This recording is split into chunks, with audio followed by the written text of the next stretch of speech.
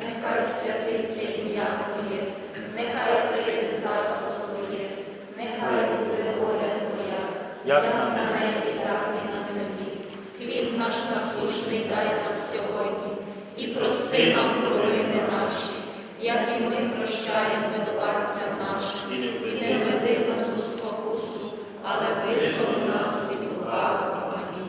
Богородице, Діво, радуйся, благодатна Марія, Господь з тобою, благословенна ти між жінками, і благословенна